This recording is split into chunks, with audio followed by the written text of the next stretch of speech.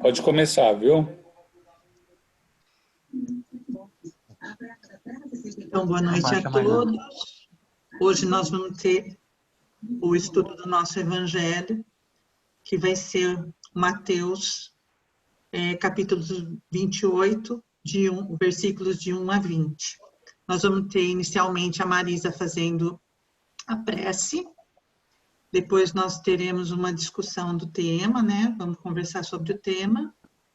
A Cris nas vibrações, a Vera no relaxamento.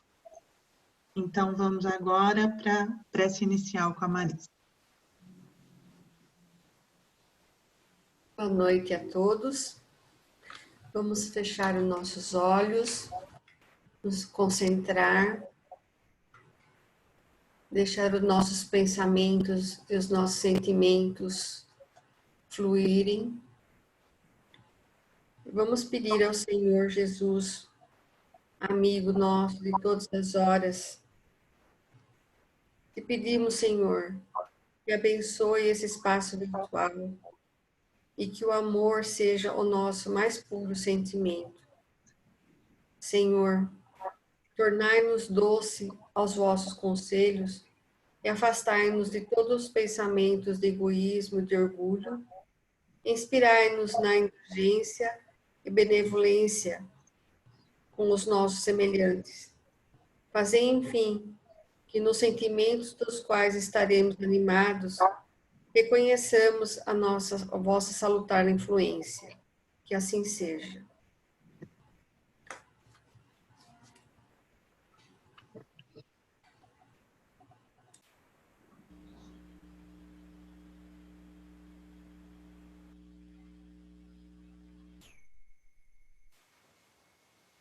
Edu, você vai conseguir colocar o texto na tela? Coloco sim.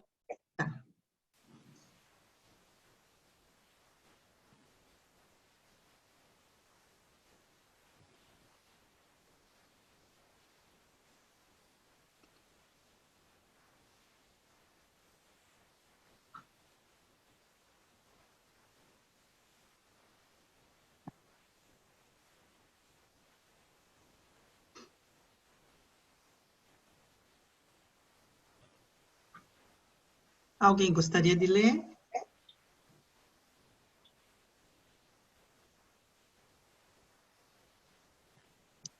Posso ler, se você quiser. Por favor, Cris. Tá um pedacinho aqui, depois tem que... Esse daqui não mexe. Depois tem que colocar mais. Tá? Ele vai acertando. Então tá bom. Mateus 28. E no fim do sábado, quando já despontava o primeiro dia da semana, Maria Madalena e a outra Maria foram ver o sepulcro. E eis que houvera um grande terremoto, porque um anjo do Senhor, descendo do céu, chegou removendo a pedra da porta e sentou-se sobre ela. E o seu aspecto era como um relâmpago, e as suas vestes brancas como neve. E os guardas, com medo dele, ficaram muito assombrados e como mortos. Mas o anjo, respondendo, disse às mulheres: não tenhais medo, pois eu sei que buscais a Jesus, que foi crucificado. E ele não está aqui, porque já ressuscitou, como havia dito. Vinde, vede o lugar onde o Senhor jazia.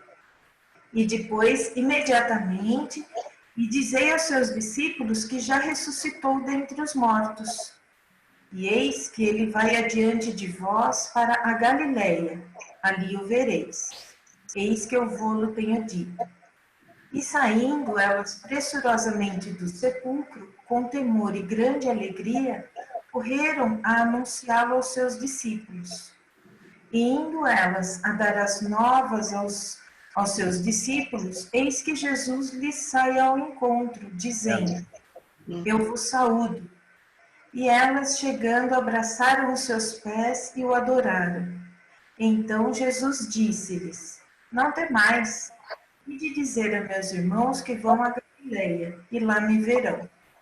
E quando iam, Eis que alguns da guarda, chegando à cidade, anunciaram aos príncipes dos sacerdotes todas as coisas que haviam acontecido.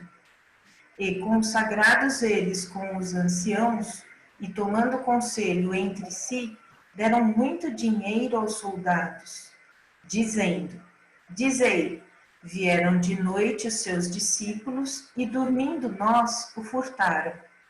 E se isso chegar a ser ouvido pelo presidente, nós o persuadiremos e vos poremos em segurança. E água. E eles, recebendo o dinheiro, fizeram como estavam instruídos. E foi divulgado este dito entre os judeus até o dia de hoje. E os 11 discípulos partiram para a Galileia, para o monte que Jesus lhes tinha designado. E quando viram, o adoraram. Mas alguns duvidaram. E chegando-se Jesus, falou-lhes, dizendo: É-me dado todo o poder no céu e na terra. Portanto, ide, fazei discípulos de todas as nações, batizando-os em nome do Pai e do Filho e do Espírito Santo, ensinando-os a guardar todas as coisas que eu vos tenho mandado. E eis que eu estou convosco todos os dias, até a consumação dos séculos. Amém. Obrigada, Cris. Eu fiz um resuminho, eu vou falar para vocês o que eu consegui achar, aí depois a gente começa a conversar, tá? Aí todo mundo coloca a sua opinião ali, o que achou. Eu fui pesquisar um pouquinho antes das mulheres chegarem no sepulcro dele, que foi no dia da crucificação. Então, eu achei que os quatro evangelistas afirmam que no final da tarde do dia da crucificação, José de Arimateia pediu a Pilatos permissão para levar o corpo de Jesus e que, após ser atendido, José retirou o corpo da cruz, envolveu numa mortalha de linho e colocou-o num túmulo. Em Mateus, José de Arimateia foi identificado também como sendo um discípulo. Tá? Em alguns lugares também achei que ele fez o sepultamento no túmulo da própria família. Aí, o que eu achei também, que nenhum dos quatro evangelistas apresenta um relato que inclua todos os episódios sobre a ressurreição e as aparições de Jesus. Mas em 4 pontos eles concordam e justificam, né, esses 4 pontos. A atenção dada à pedra que fechava a entrada do túmulo, que estava aberta. A ligação da tradição do túmulo vazio com a visita das mulheres no primeiro dia da semana, era um costume da época.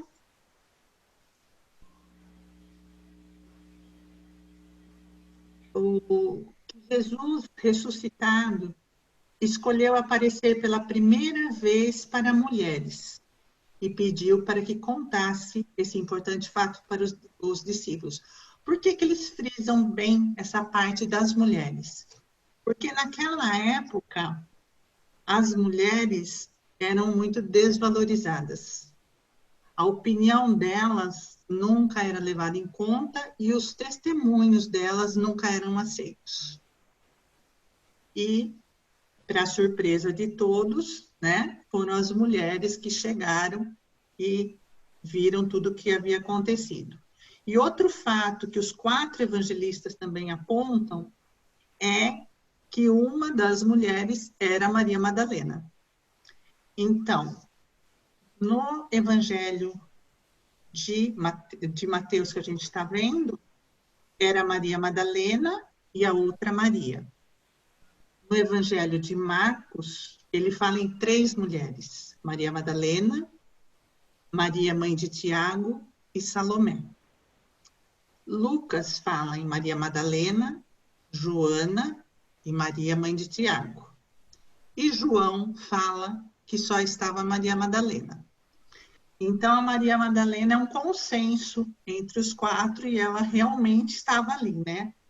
sendo que ela sempre foi muito importante durante a trajetória da história de Jesus ali, então ela estava ali presente.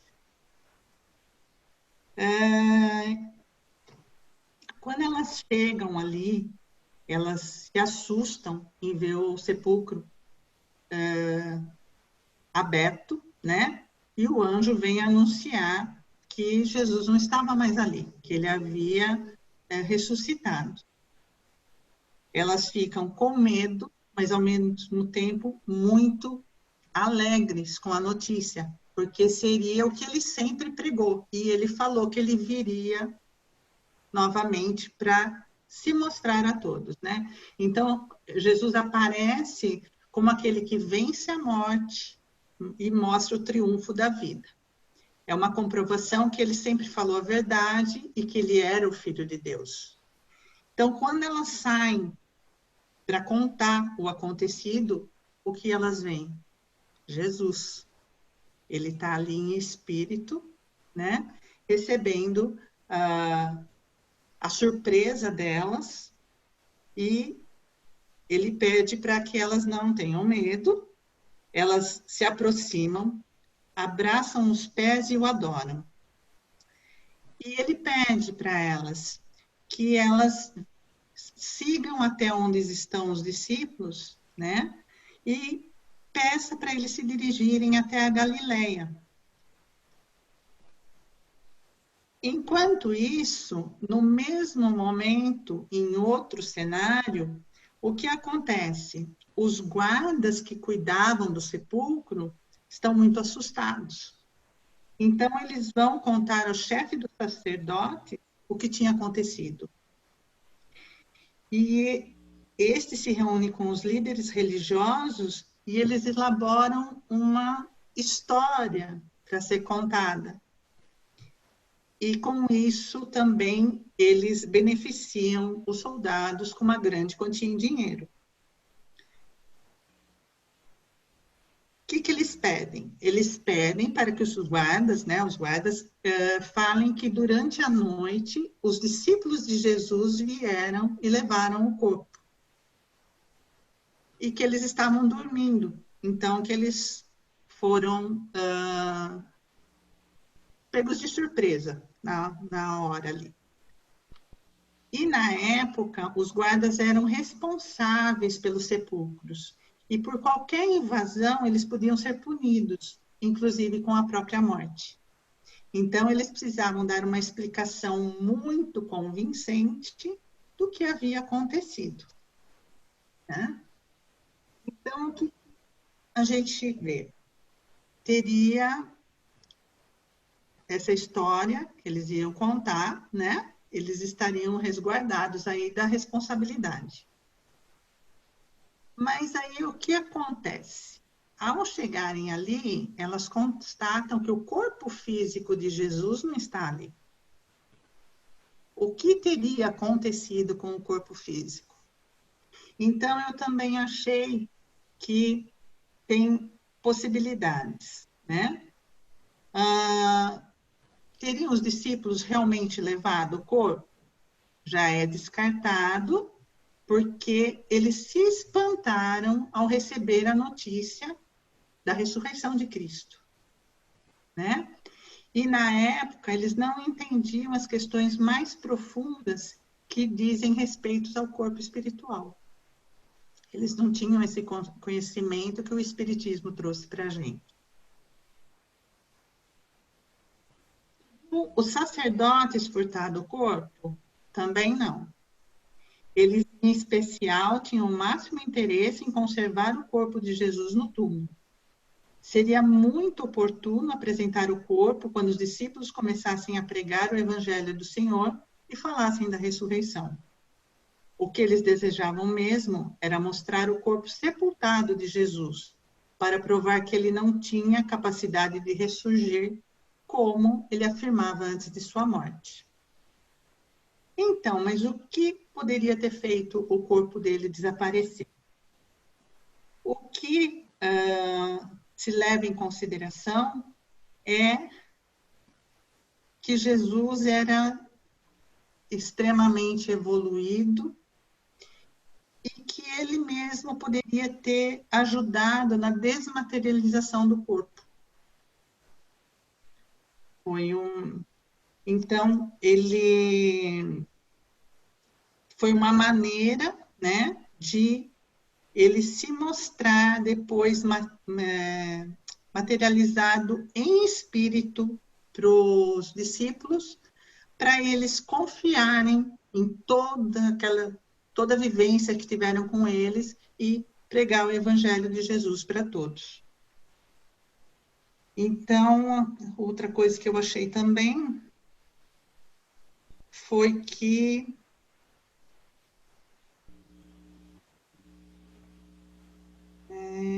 mesmo na morte, se percebeu a grandeza do grande Espírito que era Jesus, que é nosso irmão e nosso mestre. Então, o que eu achei seria isso.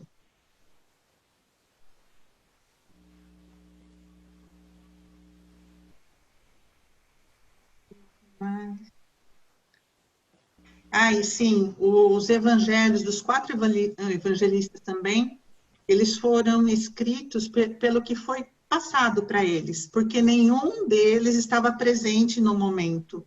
Então, tudo foi contado para eles e depois de um tempo foi escrito e é o que chegou até nós, né? Tem até uma passagem muito bonita que o Emmanuel faz no Fonte Viva, que é uma lição 116, que é ir e ensinar, que é baseado no versículo 19 de Mateus. Aí depois, qualquer coisa, a gente encerra com essa leitura. Então, agora, quem quiser colocar alguma coisa, por favor.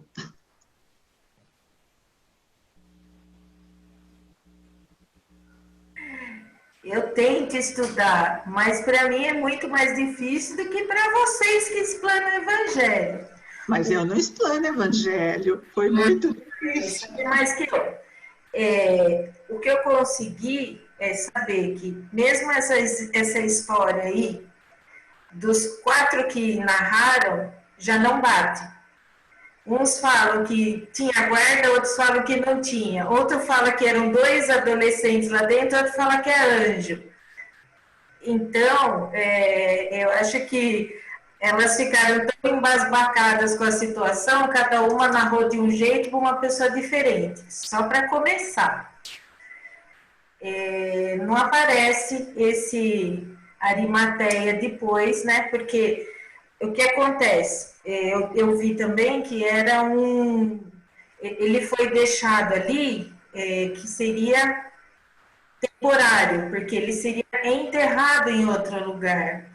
Ali seria só o que eu li, Rose, eu li isso, hein? Eu li, não me olha assim. E assisti até palestra meia à tarde. Então, e que lá seria deixado temporariamente, tanto que estava no sepulcro da família do José de Arimateia. Só que não se sabe se ele já não tinha ido retirar ou alguma outra coisa, alguma outra pessoa foi retirar, talvez até para fazer o enterro mesmo. Não existe, pela Gênese, né, de Allan Kardec, não existe a possibilidade dele ter tido um corpo fluídico o tempo inteiro. É lógico que ele tem, mas ele teve o sofrimento carnal, a diferença entre pregar pregos no corpo físico e no corpo fluídico seria muito diferente, ele não ia sangrar, só para começo, apesar de que ele tinha toda a possibilidade de transformar tudo que ele quisesse. Mas indo pela razão, ele veio mostrar para os homens que, encarnado nesse mesmo corpo físico que todos vocês podem agir da forma que eu agia.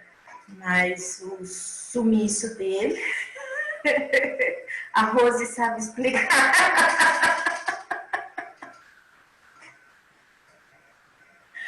Há muita controvérsia na história, mas a gente sabe que ele tinha um corpo físico. Então, alguém deve ter ido retirar antes. E se aquela história que não tinha guarda, pode ter acontecido de alguém ter ido buscar, que não os discípulos, porque eles de fato se assustaram com a notícia, né? Do jeito que ele era querido, talvez muitas pessoas quisessem, eles só queriam tocar na veste dele.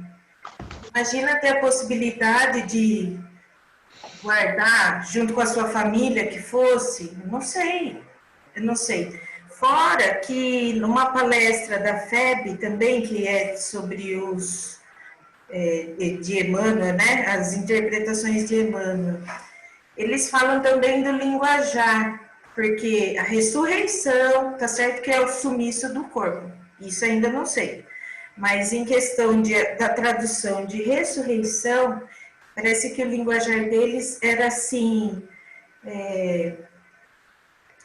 meio engessado, isso é termo meu, mas eles não tinham um vocabulário tão extenso e tão explicativo como o nosso. Então, para algumas coisas, era alguma coisa específica, mas que para hoje em dia, devido à nossa evolução e todo o tempo que já passou, a interpretação é dada diferente também. Quanto a chamar de ressurreição. Ressurreição seria o ressurgimento, o renascimento. Acabei. Isso que você falou, dele ter sido transferido, eu até achei que em 2007 eles acharam, embaixo de uma construção de um condomínio, fica a 3 quilômetros da onde é a igreja do Santo Sepulcro. Eles acharam uma tumba e, escavando, eles acharam ali que 6 pessoas foram enterradas ali, né? Uma tá o nome de Maria Madalena, o outro, José. Depois tem Maria e tem Jesus, filho de José. Só que assim, tá abaixo de um condomínio e eles estão ali até hoje tentando ver se eles conseguem escavar, mas é um lugar complicado justamente por ter um... Mora lá, ninguém perto. Mas é muito próximo da onde ele tinha sido colocado a primeira vez, né? Não, mas teve que ser retirado, é certeza que imagina com tanta devoção. Imagina, vou deixar ele no sepulcro temporário? Não, eu levo e vou fazer o enterro. Não se sabe até então quanto tempo ia ficar ali. O José de Arimateia pediu para levar, assim como outros também queriam levar. Então, o que pode ter acontecido é justamente se teve guarda, se não teve guarda, se eles dormiram ou não dormiram, alguém mexeu ali. É certeza que esse corpo foi tirado, ele tinha um corpo físico. E pelas leis da natureza, eu acho que ele não ia conseguir evaporar isso. Mas tem alguns relatos que falam, não sei, né, da veracidade, que aqueles lençóis que envolviam o corpo dele não estavam jogados, não estavam assim, em qualquer lugar, estava do jeito que ele, como se ele estivesse embrulhado naqueles panos, né? Então a impressão que dá que saiu de dentro do lençol. O pano que envolvia a cabeça estava ali, no mesmo lugar, como que meio dobradinho. Então, a impressão que dá é que não tiraram ele dali. E ele saiu. Mas são relatos... Saiu, mas eu acho que não foi andando. Então. Tamanho era o carinho e a devoção que certamente alguém ia deixar ali. Por que eu vou levar ele com vestes sujas do sofrimento? Quero dar um pano branco para ele, é o que ele merece. Pensando por esse lado da fé e da devoção, com certeza alguém ia querer dar sempre o melhor para ele. Mas e se foi achado lá longe? Mas é o jeito como ficaram os lençóis, que não foram mexidos, na mesma disposição, como se estivesse a marca do corpo. Tanto que a igreja, até hoje, né, reverencia aquelas marcas. Até aquele que lhe enxugou o rosto, né?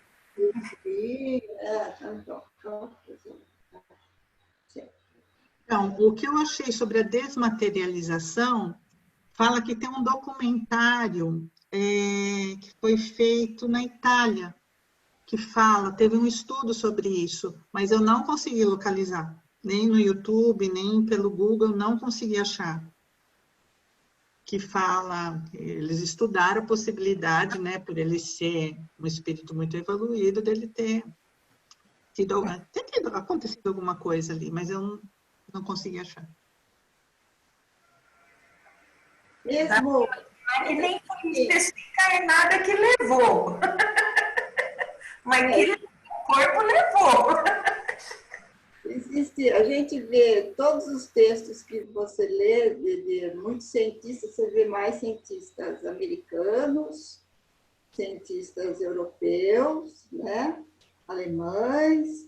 Então, nossa, eles rebuscaram, reviraram, estudam de tudo quanto é jeito, os religiosos, os cientistas, e eles procuram achar uma explicação para a ressurreição, para o desaparecimento do corpo. Não acham. Alguns deles foram obrigados, eles concordam que houve a ressurreição. É interessante a gente observar isso, né? Porque são cientistas, às vezes até ateus, e eles concordam que não tem explicação. Houve a ressurreição. Engraçado, né? Eu li vários textos e de vários cientistas, vários religiosos, de tudo quanto é tipo, católico, evangélico, e não sei mais o quê. Agora, tem ainda aquela linha dentro até do espiritualismo que fala, ainda tem, olha só, que ele não tinha um corpo carnal, que ele tinha um corpo, que Jesus tinha um corpo fluídico. Ainda tem quem pense assim. Mas não, a comprovação até naquela época que fala que o soldado romano, que diz que o soldado pediu para Pilatos para quebrar as pernas dos condenados na cruz, para tirar da cruz, porque era sábado, véspera da Páscoa, e não era para conspurcar o ambiente, porque era um feriado, um dia muito importante para eles, né? E que ele não quebrou as pernas de Jesus, porque Jesus já estava morto. E para confirmar que ele estava morto, ele enfiou a lança do lado assim do corpo de Jesus. E saiu sangue e saiu água, que é uma confirmação que era um corpo carnal. E daí, naquele outro episódio, quando ele aparece, ele fala para Tomé, põe a mão aqui, veja como eu estou aqui. Porque Tomé não acreditava, né? Aí ele põe a mão naquele ferimento onde o soldado enfiou a lança. Pois é, né? Mas é tudo tão, sei lá, né? Tudo tão antigo. A fonte são os evangelhos, sim. Mas no caso de Tomé, aí a gente sabe que foi materialização dele. Ele pode, dependendo pela grandeza espiritual dele, Rose, ele podia se materializar do jeito que quisesse, a gente sabia disso, até ser palpável do jeito que quisesse. Elas abraçaram os pés dele. Não foi assim que encontraram a primeira vez? Mas ele teve o corpo, ele foi encarnado. Como que Já pensou o nascimento dele? A Maria, ela teve um filho. Ela teve um filho. Como que ia parir um corpo fluídico? Corpo carnal. Na Gênesis, eu li alguma coisa, eles falam que a natureza do corpo dele era uma natureza diferente. Quando ele esteve na cruz, era uma natureza carnal. Mas quando ele morreu, já era uma outra natureza. Porque ele era diferente, né? A natureza espiritual dele era diferente, mas nem a Gênese se aventura a dizer o que aconteceu com o corpo de Jesus. Não é? Você deve ter lido isso. É verdade, eles não têm conhecimento. Não, diz que não tem ainda essa explicação. É um enigma ainda, né? Ainda é um enigma. Talvez a gente não esteja pronto para saber também o que é, né? Ainda não, nós não temos... Mistérios que se a gente fica sabendo o motivo, você passa para outro assunto. E a intenção não é que a gente nunca passe para outro assunto, que ele sempre seja o nosso assunto. Então, você vai conseguir descobrir um dos mistérios entre o céu e a terra, você vai achar que sabe tudo, né? É o que eles falam, né? Todos esses que fizeram as palestras sobre esse assunto, que não é importante isso. O importante é a mensagem, né, da ressurreição, que é a base do cristianismo. Sim. Senão não existiria o cristianismo como existe hoje, como ele é hoje. Essa é a mudança total que houve no mundo a partir da ressurreição de Cristo. É essa a mensagem. Não importa se os evangelistas passaram essas mensagens todas diferentes, o importante é a principal, que ele ressuscitou. Que ele ressurgiu. Né? Essa é a muito importante.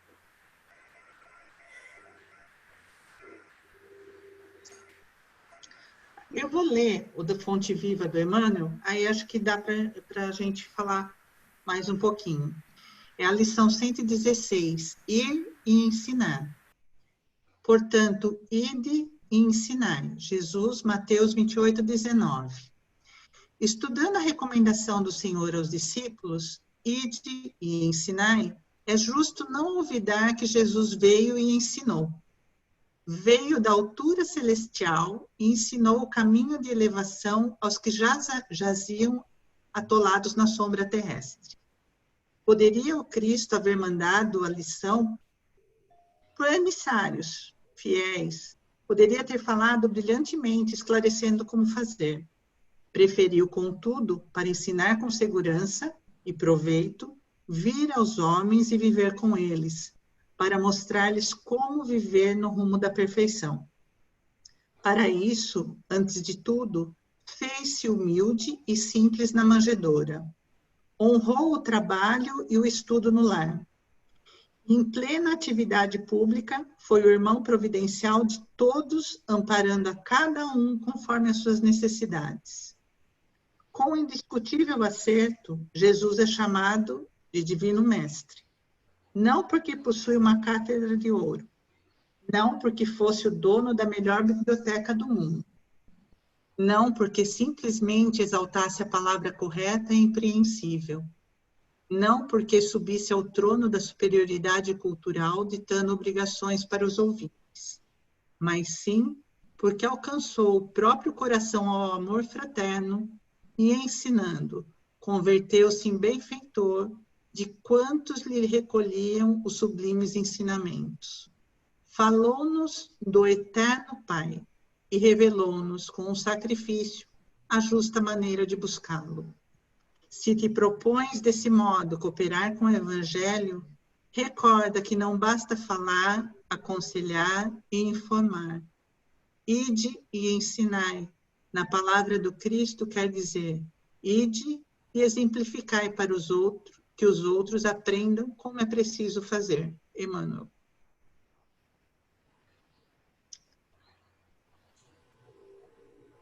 O pessoal da época, como era novato era recente toda essa mudança. Certamente eles precisavam de coisas mirabolantes, milagrosas, para acreditar no poder que ele tinha. Só que o poder que ele queria mostrar era o poder do amor, o poder da perfeição, do caminho de luz, esses daí. Mas alguns se prendem ainda, e até hoje, se prendem ao que não pode ser explicado, que é para conseguir crer em Jesus. E ao invés de se prender nas lições que ele deixou e que a gente está patinando até hoje, né? Tentando digerir e exercitar todo santo dia até hoje, o pessoal precisou se prender a fatos específicos, chamados milagres, para conseguir entender o poder do amor que ele veio trazer. O que eu penso. Esse não foi estudado. É o que fica muito aparente. Porque, por mais que a gente estude e procure, muitas coisas a gente não vai encontrar mesmo. Mas a lição maior a gente tem. A gente sabe onde buscar, sabe o que tem que seguir, sabe o que tem que fazer, mas ainda há os que estão presos ali, no milagre, no Jesus que vai pedir, eu vou pedir e eu vou obter, mas nem com tanto trabalho. O que ele queria era ensinar, pedir, obtereis, mas faz a sua parte. Alguns já estão na época de fazer a sua parte para conseguir alcançar os objetivos. Outros ainda estão presos naquele Jesus milagroso, né? Ou nos milagres que eles acreditavam que, pela necessidade deles, foram feitos, para pedir só e receber. E em algum momento, ainda em muitas partes, o ensinamento dele ainda não está tão fixado, né? Se o amor existisse e tivesse conseguido alcançar, principalmente a região onde ele veio, que é onde mais tem briga, onde mais tem guerra, onde mais tem matança, onde mais tem desunião, se não foi por acaso, lógico, né, que ele começou de lá. Mas engraçado que ali mesmo tem, claro, muitos cristãos, mas ainda tem muita guerra, muita maldade ainda lá. O orgulho e o egoísmo parece que tem raizinhas por lá. Eu não entendo isso, mas a lição dele é que o pessoal ainda não prestou muita atenção, né? Mas sabe dos milagres, sabe do poder que ele tinha, que ele tem até hoje.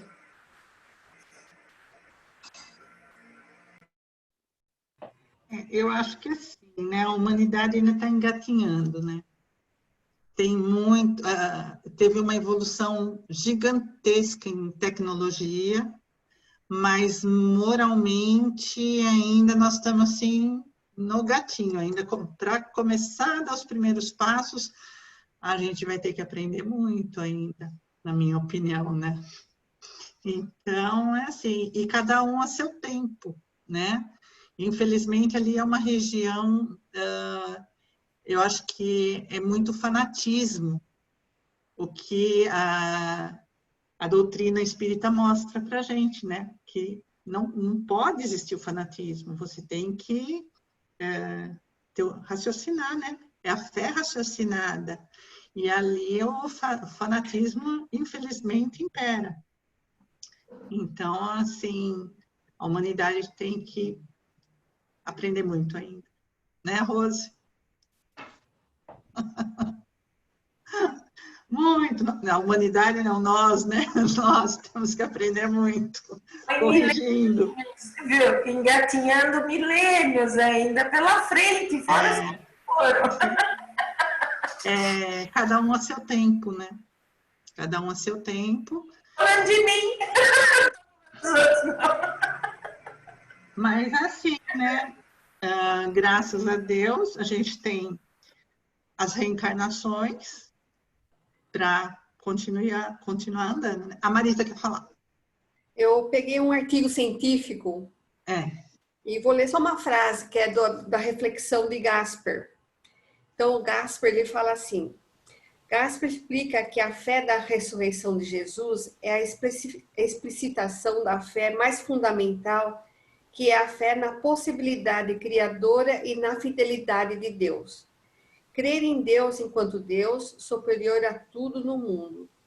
A fé pascal significa, quer dizer, a ressurreição, né? Significa confiar nesse Deus que dispõe de possibilidades que vão além da morte. Um Deus que se revela de modo definitivo na ressurreição de Jesus. Trata-se do pleno alcance da fé cristã, uma fé decidida a contemplar a realidade a partir de Deus, confiar em Deus na vida e na morte. Assim, o conceito cristão de Deus é inseparável da fé na ressurreição. A fé pascal é o resumo e a essência da fé cristã. Muito Eu bom. achei bonito isso. Muito bom. Naquela época eles fizeram um teste, né? Que se você é um rei, é filho de Deus, quero ver você vencer a morte. E essa é a maior prova. É a maior prova. Venceu. É mostrar que existe o Deus, né? Tá aí, presente.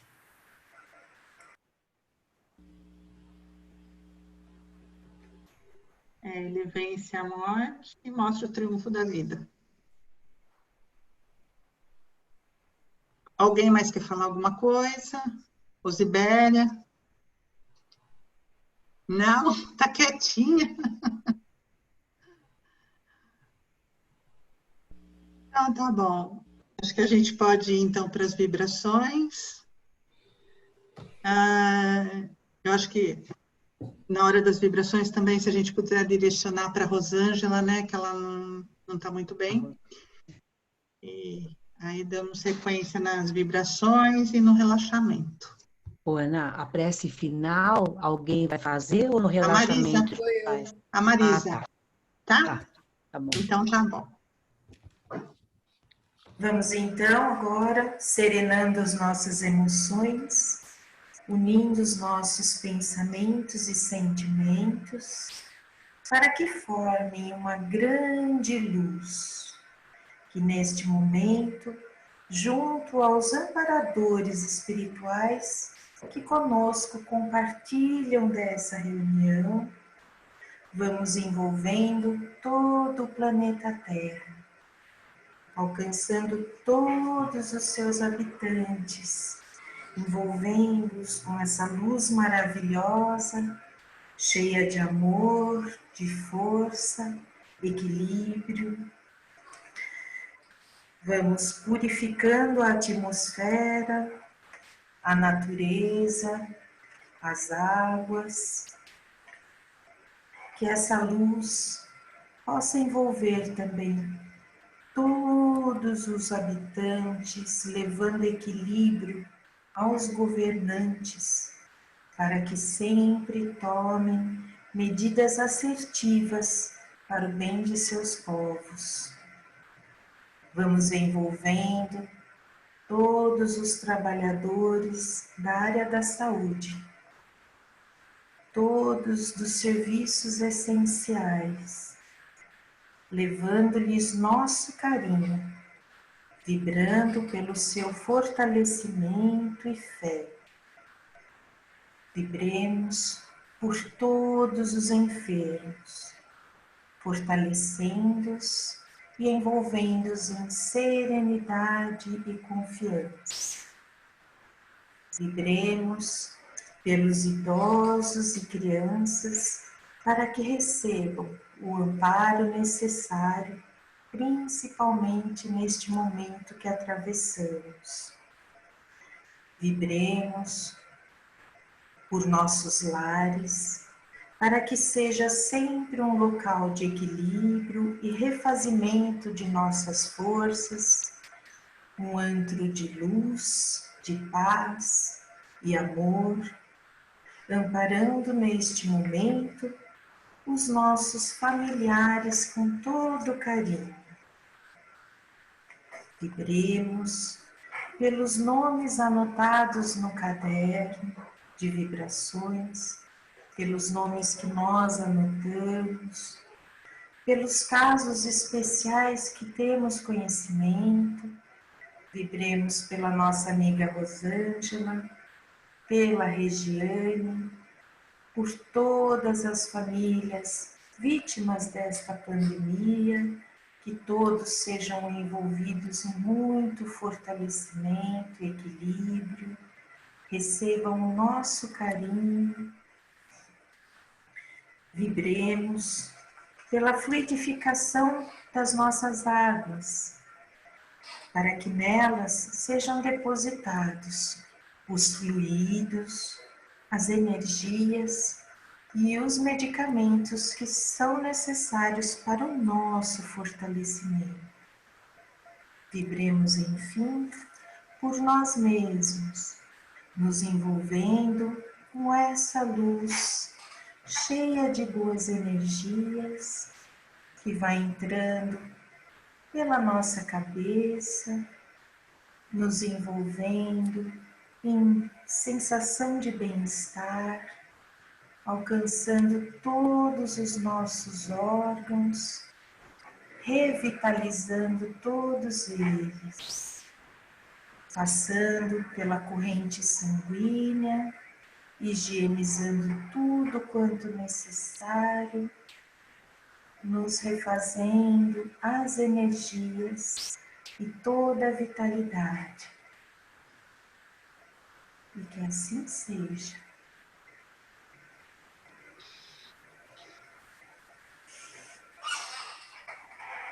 Vamos aproveitando ainda esse momento de tranquilidade, de paz. Vamos pensando numa cor da que mais gostamos. Vamos envolvendo o nosso coração nessa luz. Vamos sentindo nosso coração pulsar e envolver por toda essa luz, essa energia de amor que estamos nesse momento envolvendo todo o nosso tórax. Vamos sentindo essa luz pulsar e saindo do nosso coração, indo por todo o nosso tórax, envolvendo os nossos ombros, os nossos braços, tocando levemente as nossas mãos. Vamos sentindo essa energia envolver as nossas costas, tocar levemente a nossa coluna. Essa cor do amor que estamos vibrando nesse momento em nosso favor envolve todo o nosso quadril, envolve também todo o nosso abdômen, desce por toda a nossa perna, joelhos, pelos nossos pés. Vamos sentindo essa energia do amor, do nosso amor por nós mesmos, envolvendo os nossos pés, massageando-os, proporcionando assim uma calma, uma paz. E assim com o nosso corpo totalmente iluminado dessa cor que gostamos, desse amor que nos envolve nesse momento, vamos sentindo essa luz irradiando pela nossa cabeça, transmitindo ao nosso rosto um semblante de paz, de harmonia, de muita luz. Vamos sentindo essa energia saindo do nosso corpo, envolver todos aqueles que estão nos nossos lares, aqueles que dividem conosco esse espaço, que essa luz também os acalme, nos traga tranquilidade, luz. E nessa sintonia de amor, vamos pedindo à espiritualidade que se aproxime de nós e com a energia de todos os tarefeiros da fraternidade possam nos envolver no passe espiritual, essa energia que estamos tão necessitados nesse momento, mas que vai nos auxiliar fisicamente, mentalmente e espiritualmente.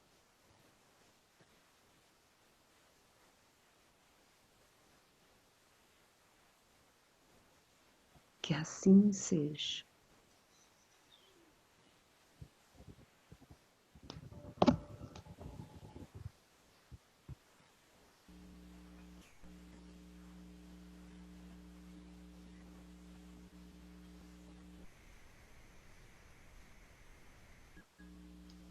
E agora nós vamos fazer o encerramento com a Marisa fazendo a prece final. Unidos ainda nesse sentimento de paz.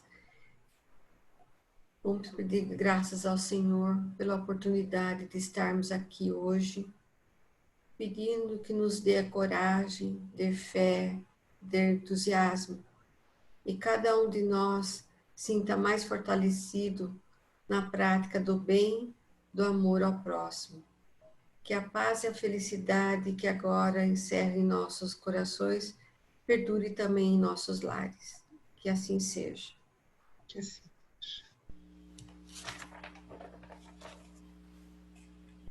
Muito obrigado pela presença de todos. Lembrando que as nossas reuniões continuam online, ainda por um prazo indeterminado, mas que também estão sendo muito boas, né? Tá tendo um alcance bem positivo. Então, que todos tenham um ótimo final de semana. Lembrando que no domingo tem a reunião da evangelização infantil, tem a palestra, eu não me recordo qual que é agora, mas no domingo, a partir das 9h30, tem uma nova reunião. Um ótimo final de semana a todos. Ana, parabéns Muito obrigada. para você, viu? Conduziu muito bem a reunião, viu? Parabéns. Primeira vez eu tô assim. Mas foi ótimo. Você tá bem. Não, Conteste, você tá bem. é dificuldade de vir.